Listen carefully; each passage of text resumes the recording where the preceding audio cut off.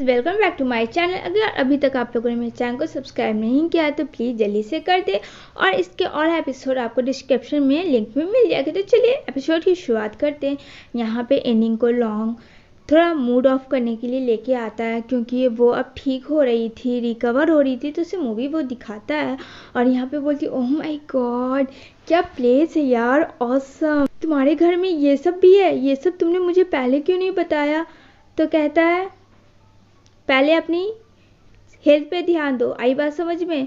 कहती है हाँ हाँ हाँ मैं समझ गई, मैं नहीं पीऊँगी कोल्ड ड्रिंक, मैं पानी ही पीऊँगी। खुश? कहता है हाँ बहुत खुश, चलो अब मूवी देखो। तो वो मूवी देखती है। उसकी हंसी का तो इतना हंसती है क्योंकि मूवी थोड़ी रोमांटिक और बॉडी शॉडी वाली चल रही थी और ये चीज़ बिल्कुल भी अच्छी नहीं लगती है मिस्टर लॉन्ग को। तो वो उसके सामने आकर बैठ जाता है। तो यहाँ पे बोलती है नहीं ये क्या है, तुम क्यों बैठे हो मेरे सामने, क्योंकि मुझे बिल्कुल नहीं पसंद आ रहा है तुम किसी गैर मर्द के देख के उसके बॉडी को हंस रही हो।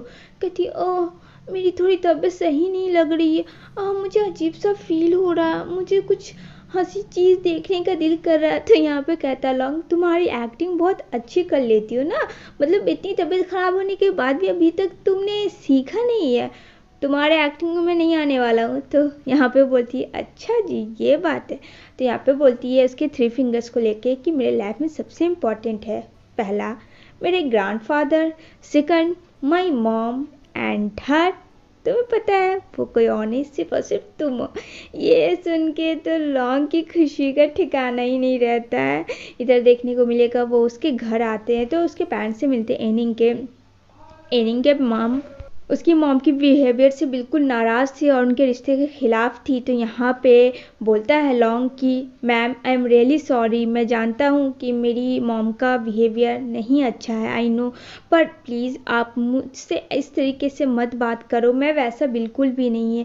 यहाँ पे बोलती है एनिंग माँ प्लीज़ बात तो सुन लीजिए। लेकिन एनिंग की माँ बोलती है तुम चुप रहो, क्या कर सकते हो तुम इसके लिए, बोलो कैसे तुम मेरी बेटी को खुश रख सकते हो। तो यहाँ पे बोलती है कि मॉम बस भी करो। तो कहता है नहीं तुम चुप रहो, मैं आंसर दे रहा हूँ। यहाँ पे बोलता लॉन्ग मैं वो हर एक चीज़ करने के लिए तैयार हूँ, मैं इसके लिए खाने बनाऊँगा, कपड़े धोऊँगा, इसका हर वो काम करूँगा। उसके ग्रैंडफादर कहते हैं क्या तुम सच में खाना बना सकते हो। तो कहता हाँ मैं बना सकता हूँ लेकिन मैं उतना खा नहीं सकता।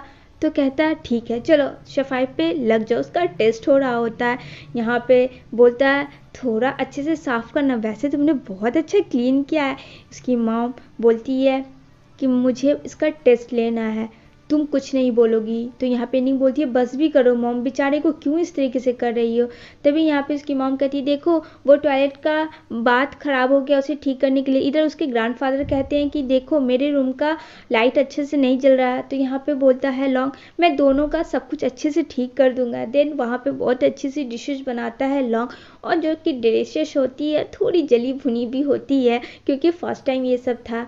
तो यहाँ पे बोलती है एनिंग कि वाह गॉर्जियस टेस्टी यम्मी। ग्रैंडफादर बोलती हाँ हाँ हाँ हाँ बहुत टेस्टी खाना बनाया तुमने, तो मेरी तरफ से तो तुम पास आउट ही हो।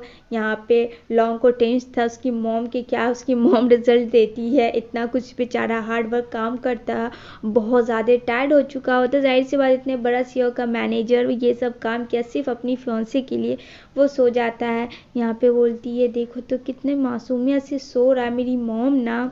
तभी यहाँ पे एनिंग रूम में आती है और लॉन्ग आता है। तो यहाँ पे बोलती है क्या हुआ तुम्हें नींद नहीं आ रही है।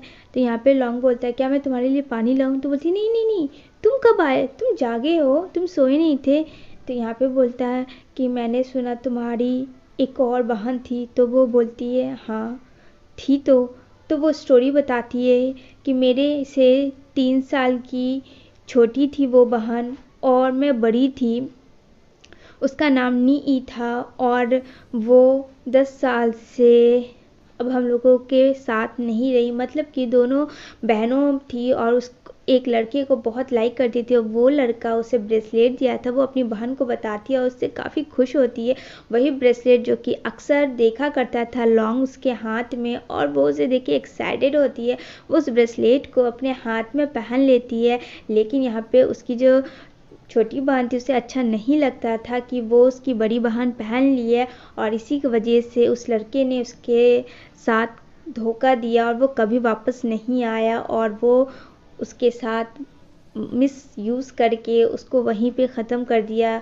तो यहाँ पे बोलता है I am so sorry, please मुझे माफ़ कर दो, तुम्हारी बहन के साथ जो बहुत बुरा हुआ। कहते हैं इसमें तुम्हारी कोई गलती नहीं है। इधर देखने को मिलेगा यहाँ पे कॉल करता है और बोलता कहाँ हो तुम। यहाँ पे बोलती है नी ओफो, इस बंदे को चैन नहीं है बिल्कुल भी। तो कहते हैं देखो आ गई मैं, बोलो क्या बात है, यहीं तो रहती हूँ मैं, कहाँ जाऊँगी। तभी वो उसे हक करता है और कहता है कि प्लीज़ मुझसे कभी दूर मत जाना, क्योंकि उसे डर लग गया था कि उसकी बहन किसी और के वजह से इंतज़ार करके वो कहीं और चली गई थी, तो ये वैसा ना कर बैठे, इसलिए वो उसे अपने पास लेके आता अपने घर में। बोलती क्या हुआ, तुम मुझे कहाँ लेके जा रहे हो। तो बोलता है तुम क्वेश्चन बहुत करती हो यार, तुम यहाँ बैठो तो सही पहले। तो कहती है अच्छा ठीक है, बोलो क्या बात करनी, कोई इम्पोर्टेंट बात है। तो कहता है अगर इम्पोर्टेंट बात होगी तभी मैं तुम्हें बुला सकता हूँ, ऐसे मैं तुम्हें नहीं बुला सकता हूँ। तो बोलती नहीं मैंने ऐसा कब कहा। तो वो उसके गोद में लेटता है और कहता है तुम्हें पता नहीं है, मैं कुछ नहीं जानता था लाइफ में मेरे साथ क्या हो रहा है, मेरी याददाश्त को क्या था क्या नहीं था, लेकिन जब से तुम मेरी लाइफ में आई हो एवरीथिंग इज़ गुड और मैं बहुत ज़्यादा खुश रहने लगा हूँ। ये बहुत हैप्पी होती है। इधर न्यू ईयर का सेलिब्रेशन हो रहा होता है रेस्टोरेंट में और यहाँ पे लॉन्ग बुके लेके आता है और यहाँ पे सबको विश करता है कि today is happy new year. तो ऑल माय फ्रेंड्स, मेरे रिलेटिव सबको हैप्पी न्यू ईयर। और यहाँ पे इनकी मॉम को भी इनवाइट किया गया था, स्पेशली लॉन्ग ने।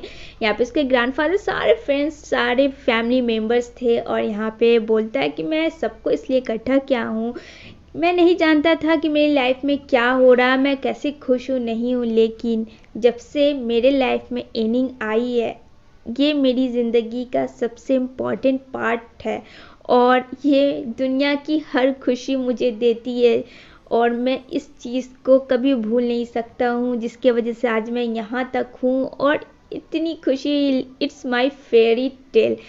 तो क्या तुम मुझसे शादी करना चाहोगी माय प्रिंसेस। यहाँ पे सारे लोग सुन के काफ़ी खुश होते हैं। इधर एक रोमांटिक सा वो प्रपोज करता है। लॉन्ग अपने घुटनों पे बैठ के बिना दुनिया के सोचे समझे बुके देता है एनिंग को ये। और वहाँ पे प्रेसिडेंट विलियन भी होता है, ये सब वो भी देख रहा होता है।